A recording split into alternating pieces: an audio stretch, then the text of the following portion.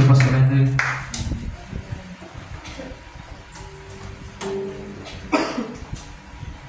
Amen. Sa mabiyayang araw po, huling araw ng taong 2023.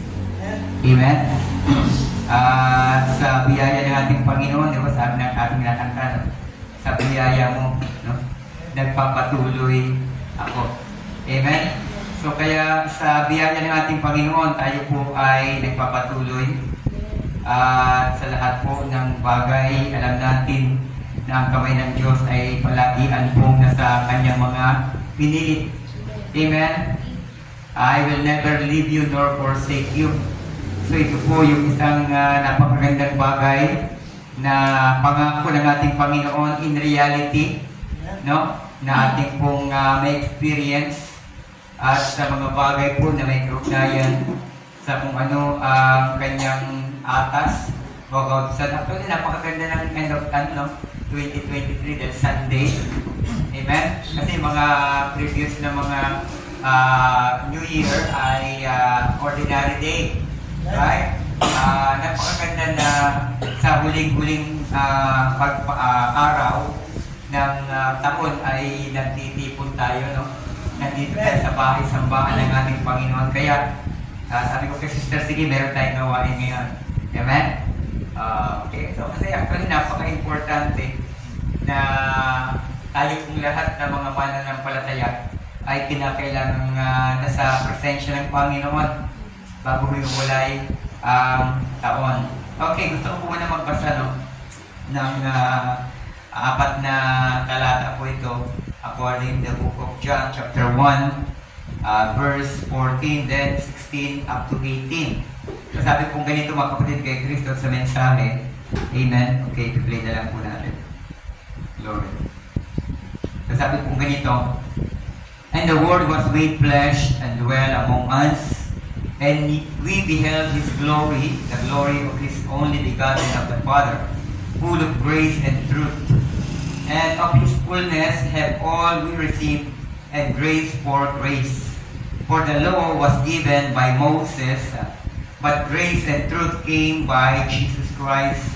No man hath seen God of any time, the only begotten Son, which is in the bosom of the Father, He hath declared Him.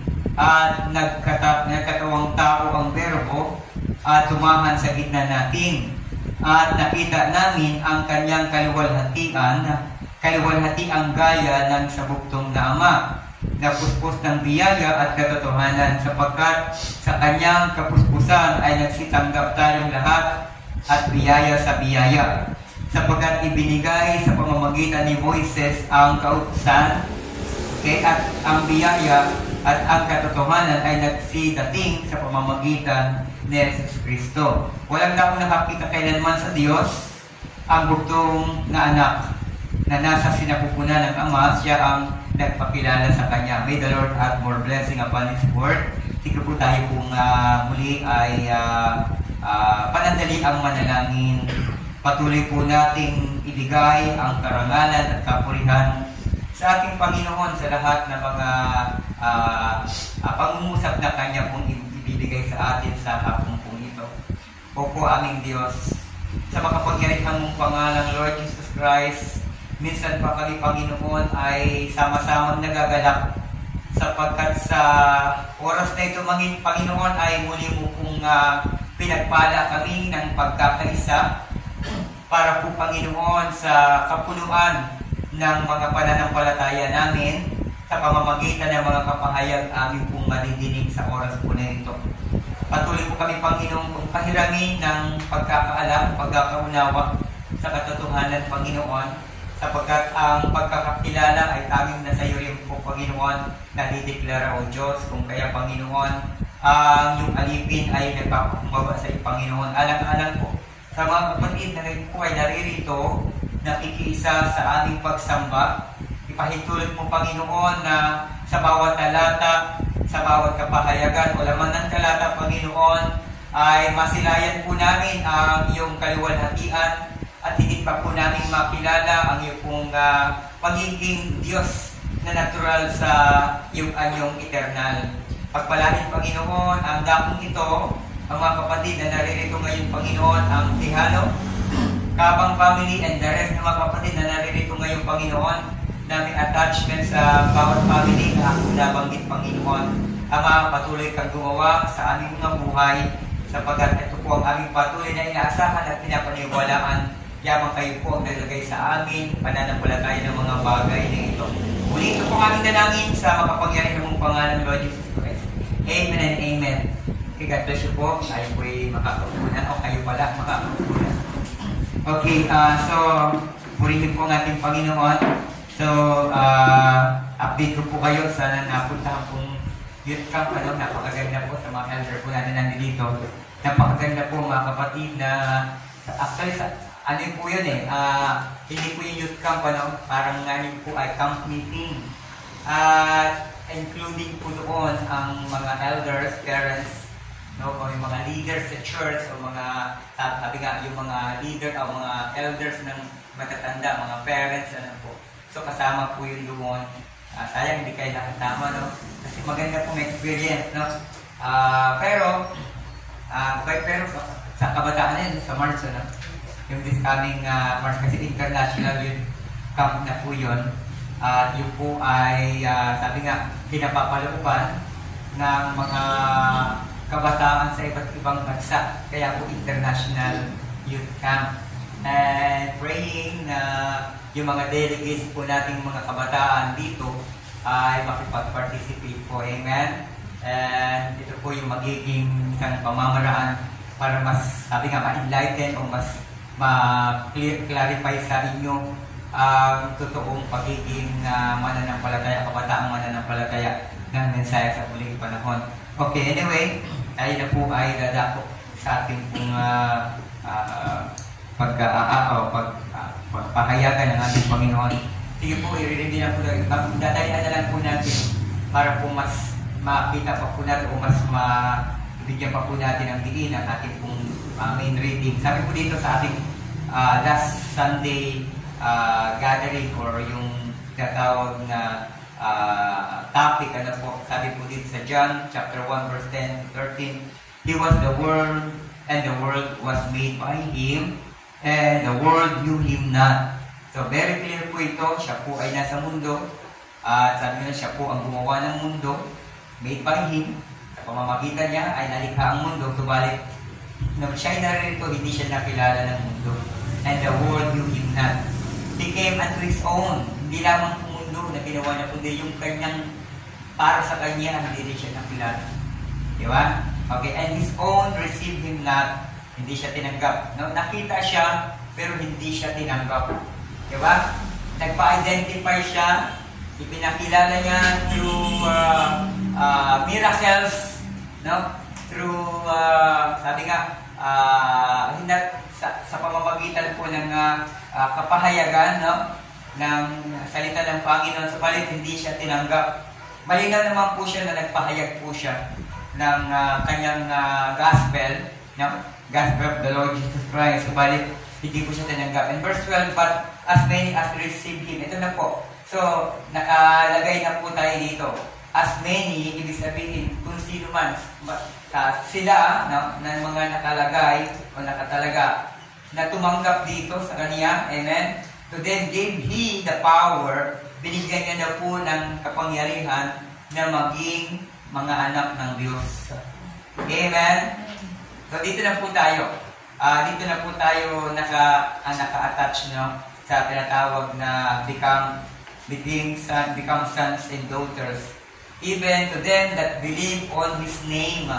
Okay, so tingnan niyo po, no, kahit sila na naniniwala sa Kanyang pangalan. Pero ang pinakamaganda po nito, mga kapatid, yung pagkakapaniwala sa pangalan, di ba, ay include na po dito yung pagtanggap, no, sa kung ano yung napapakinggan ng bawat individual. Kasi kung pangalan lang, hindi talaga, no, hindi lahat ng tumatawag ng Panginoon. So, yun po ay sa nature po ng kapahayagan ng pagkilala sa Panginoon. Okay? Which were born, ito na po, which were born not of blood, nor of the will of the flesh, nor of the will of man.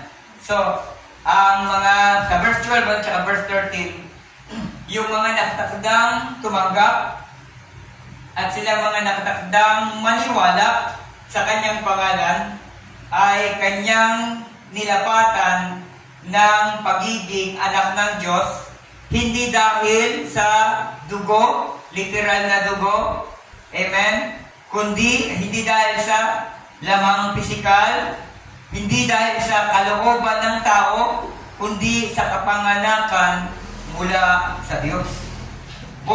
Which were born, amen, not born, kapanganakan kasi ang minimension dito, di ba? Which were born, pinakakaya nga, you must be born again. So, dineclared po ito ng ating Panginoon, kaya siya rin po ang nagsabi dito na which were born, na silang ipinanganak, hindi sa dugo, hindi sa anumang kalooban ng laman, hindi sa anumang kalooban ng tao, kundi ipinanganak which were born, but of God. Amen? Na ipinanganak sa Diyos. Ibig sabihin, ito'y kalooban ng ating Panginoon, nakadesign sa ating Panginoon. He was in the world, and the world was made by Him, and the world knew Him not. He was creator of all things. Amen? So, tingnan niyo po, no? Siya po ang gumawa, pinagmulan ng lahat ng bagay sa mundong ito, subalit hindi siya nakilala ng mundo. Pero sabi, He was creator of all things. Amen? Okay. He don't create, we don't create, but we try to convert. Okay. So, alam natin, wala talagang kakayanan na gumawa, lumikha ang tao, pero ang ginagawa ng mga tao is trying to convert. Amen? So, in other words, nagsusumikap ang tao sa mga bagay na ma-convert, no?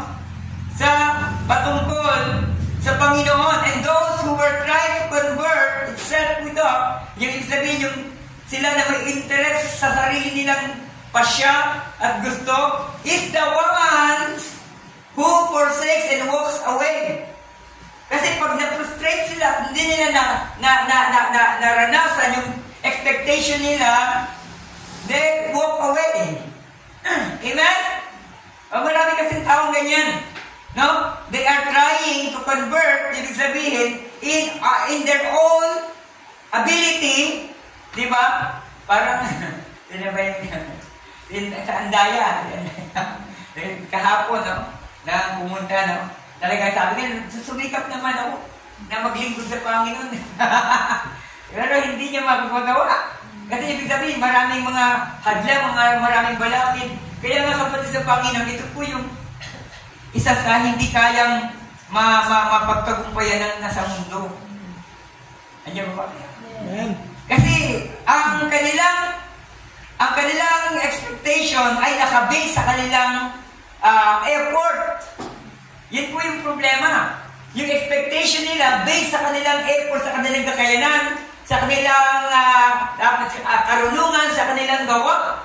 Yung po yung expectation. Dito sila nag-expect sa kung ano yung kanilang ginagawa. Kasi sabi niya, kasi actually yung tao na yung bishop yun. Nag-aral talaga ng malalim at talagang ang daming pong mga diploma, ang daming pong mga certification na ipon. Pero yun nga po ang isa sa bagay na hindi dapat po na gawin ng tao. Kung ang tao po magsisikap mag-aral para maging pastor, ito po yung tinatawag trying to convert. Diba? Parang gusto nilang maging, parang sila mismo ang naglalagay sa kanilang sarili sa kung ano yung pagkakaunawa nila patungkol sa paglilingkod sa Panginoon. But remember, we are living under the grace of God. Pag sinabing grace, hindi mo na kailangan na pagsikapan pa yung mga bagay. Alam mo kung bakit? Kasi sabi nga ni Brother Branham, sabi ganon, you can't seek God, but God seek you. Hindi mo mahahanap ang Diyos, pero ang Diyos hinahanap ka. Amen? Amen? God seek. Sabi ganon. Ang Diyos ang naghahanap Di ba kaya nasabi niya sa Bible, I came here to seek which was lost, to seek and save which was lost. Right? So siya mismo nag-declare yun. Siya yung umahanap. Di ba? Siya yung naghahanap. Hindi po pwedeng makita ng tao ang Diyos based sa kanilang konbersyong iniisip. Di ba? Kaya nga, those who we try to convert is the ones who forsakes and walks away. Sila yung tatalikod. Bakit ka pagka hindi nila na-reach yung expectation nila, wala na. Parang, sige, ordinary na lang kami. Siguro yung sitwasyon natin, sister, kung kayo konti tayo, bakit pa natin itutuloy? Konti lang naman tayo. Kung ang ating mindset ay denomination. Pero hindi, dahil, kaya may mensahe, dahil meron dito, 2, 3, 4, something, na meron kukunin talaga dito. Kaya may mensahe, hindi tinatantanan ng kapahayagan ng Panginoon kasi napaka-importante ninyo na maidamit sa inyo ang kaligtasan ng kabuhan in reality ng kanyang pangako. Right? Ito po yung napakahalagang bagay. Kaya po, kahit konti lang, nagbigay siya ng tao ng encouragement, whether 2 or 3, gathered in my name, I am in the midst of them. So, word of encouragement yun.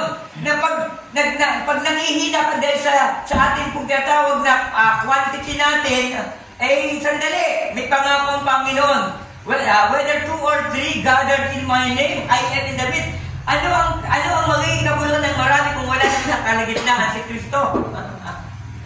Siya pa nagsasabi na, yung kahapon pala, yung sa CCF ng umatin, talagang nagkukuhan talaga sila na may mga galit pala doon na umiiwas din sa mga pagpapasama, no? Nagkakamustahan. Umiiwas, kaya ang hirap. Di ba kahit konti lang, basta tapat yung open yung relationship ng bawat isa. Di ba? Ito po yung maganda. Ako para sa akin, kung papapiliin ako, papahawakan ako ng Panginoon ng marami o konti, pipiliin ko konti, dahil konti lang ang problema niya. Pag marami, ang sakit sa ulo niyan. Amen? Di ba? Kaya nga po kapag sa Panginoon, makikita po natin dito, sa ating binabasa, yung totoong paglilingkod sa Panginoon ay hindi based sa tinatawag na personal na conversion. Ibig sabihin yung sa iyong sariling conversion lamang na pagsisikap, brother. No? Kundi mismo ang ating Panginoon. Diba? Para hindi tayo manghina. Hayaan natin, hintayin natin ang ating Panginoon. Kaya mga dalaga at babae na, mga babae, binata dyan, yung yung saklaw pa ng ating panahon, antayin niyo ang Diyos na magbigay. Amen? Kasi ang Diyos nagbibigay siya. Siya ang nagsabi, no? Hindi mainam sa tao mag-isa. Siya mismo yung magsabi. Okay. So, let's continue. Okay. So, sabi nga, when the time comes for the word to make its real show. Sabi nga, show. Sabi nga nun. It has to be that way.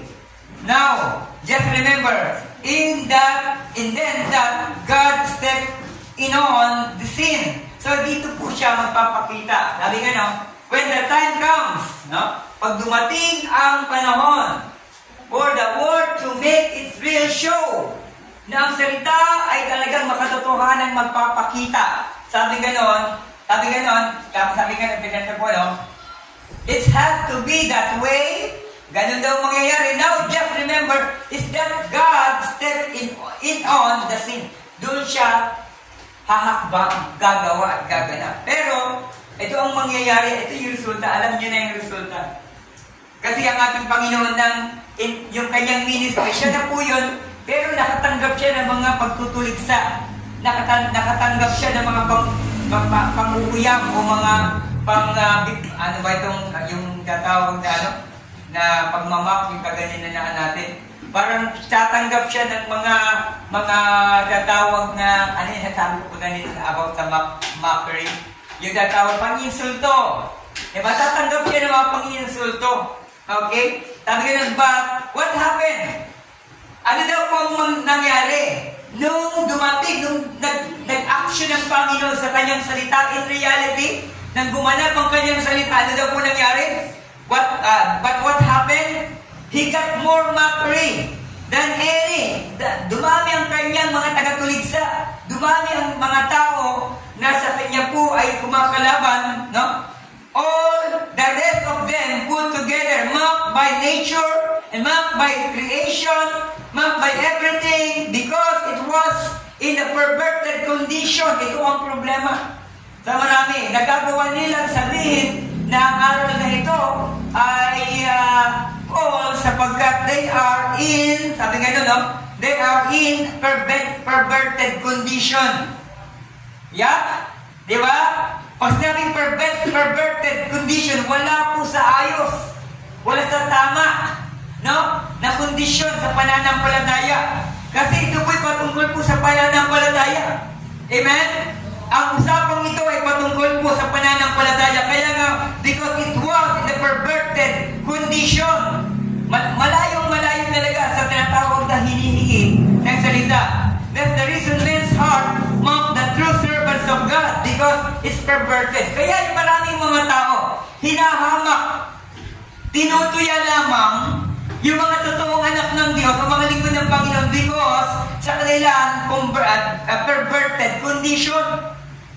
Pag sabing perverted condition, hindi nila alam ang kanilang ginagawa. Amen? Sa panahon ng ating Panginoon, di ba? Kung paano siya inuyang, kung paano siya pinagtawanan, kung paano siya biro lamang, ginawang kakatawanan ng mga Roman soldier na ito. No? Na, di ba? Binihisan siya ng rob na, di ba? Tapos, paggabi sa kanya ng rob, pasak-pasak na siya. Tapos, nilapatan ng koronang tinik, di ba?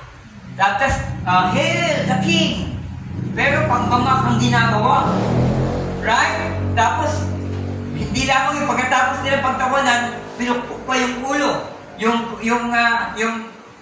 koronang tinik, tumagos sa kanyang mga, di ba, sa kanyang ulo.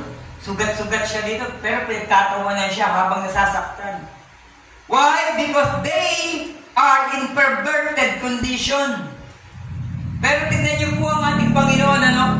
Sabi niya, Ama, patawarin mo sila. Sapagkat hindi nila alam ang kanilang ginagawa. Why? Kasi yung kanyang attribute, yung kanyang opisina as a son is to peace, no? To reconcile. Na upang paglapitin ang Diyos at tao.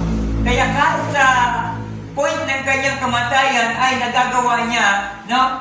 Na hingin sa nagsugo sa kanya, sa nagmold sa kanya, nagbigay sa kanya ng pagkakataon sa mundong ito, at kanyang ipinalangin na pamapatawarin mo sila. Hindi nila alam ang kanilang ginagawa. Di ba?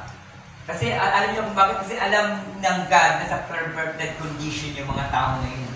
Kaya mga tao, kaya huwag niyo, sabi nga, yung mga humahamak sa gawain ito, huwag kayong magagalit sa kanila, bagkus mahabag kayo sa kanila. Amen? Basta't huwag na lang magpapa-apekto, yan ang tandaan nyo. Hayaan nyo sila na kayo ay hamakin, kayo ay tuyain, kayo pagsabihan, pagwikaan, nang hindi tama o kasinungalingan. Hayaan nyo lang sila. Isipin nyo lang sa kanila, sila po ay nasa perverted condition. Sirang kondisyon, parang hindi maayos ang kanilang pangunawa. Kaya nga, di ba, ang prayer natin, Panginoon, pahiramin mo kami ng pangunawa sa iyong salita. Yun ang napakahalaga. Ipag-pray po natin yung ating kondisyong ito. Amin po ba? Parang yung nasabi natin kanina, di ba? Halimbawa, kung may kahinaan ka pa, di ba, sa buhay mo, meron ka pang, alam mo mananampalataya ka, pero something sa buhay mo na alam mong mali, pero hindi mo ma-overcome. Parang andun pa rin. Pero, mahal mo ang salita, mahal mo ang ating Panginoon. So, ang gagawin mo lamang dyan, huwag mo itong iwawala sa panalangin. Di ba? Ako nga, kapatid, sinasabi ko, Panginoon, yung lahat ng kahinaan ko, kunin mo. Naniniwala ko isang araw, magigising ako, lahat ng kahinaan ko, wala na. Amen? Amen. Kasi siya yung author and finisher of our faith. Alam niyo yung ibig sabihin nun? Ng author at finisher? Nung simula, nang nakilala mo siya sa kanyang salita, tingnan niyo po, no? Nagsimula siyang para sa iyo. Kaya, He is the author of our faith and the finisher of our faith. Siya yung tatapos. At alam po natin pag ang Panginoon ang nagtapos, good result po yan. Kaya, hindi po tayo dapat na magsikap pa sa mga bagay sa spiritual sapagkat walang taong pwedeng makapagsikap sa kanyang sarili upang abutin at